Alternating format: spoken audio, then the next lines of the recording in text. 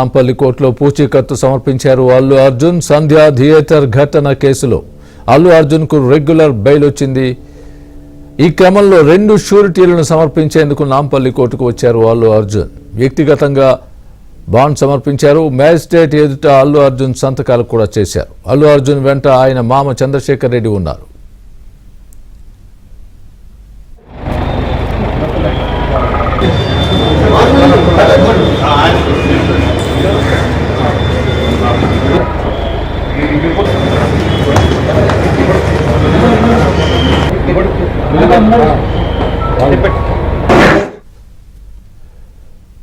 నాంపల్లి కోర్టులో పూచీకత్తు సమర్పించారు అల్లు అర్జున్.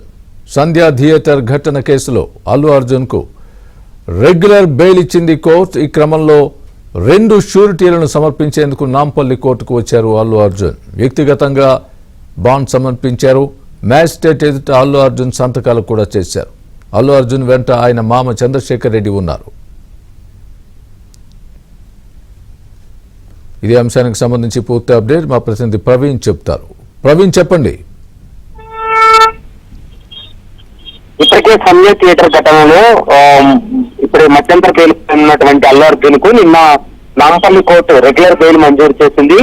అయితే నిన్న ఆర్డర్ లో కూడా స్పష్టంగా పేర్కొంది 50,000 రూపాయల 2 షూరిటీస్ ను పర్సనల్ బాండ్ సబ్మిట్ చేయాలంటూ కూడా ఆదేశాలు ఇవ్వడంతో ఈ రోజు అల్లు అర్జున్ వ్యక్తిగతంగా నాంపల్లి కోర్టుకు చేరుకొని 2 షూరిటీస్ ను కూడా ఇవ్వడం జరిగింది. ఒక షూరిటీనేమో Allu Arjun personal manager surety, మరోవైపు పర్సనల్ బాండ్ కింద అల్లు అర్జున్ కూడా 50,000 రూపాయలు పర్సనల్ బాండ్ కింద న్యాయస్థానానికి ఇవ్వడం జరిగింది. మరోవైపు పర్సనల్ బాండ్ పైన కూడా సిగ్నేచర్లు పెట్టినటువంటి పరిస్థితి కూడా కనపడుతుంది.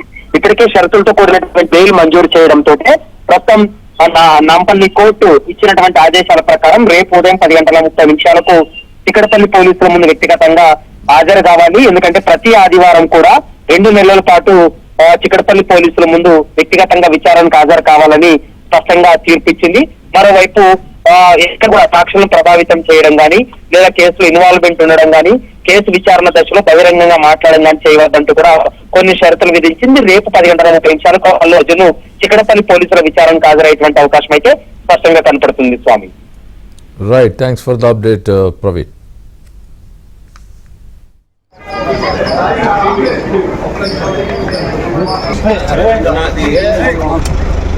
ఒక నిమిషం.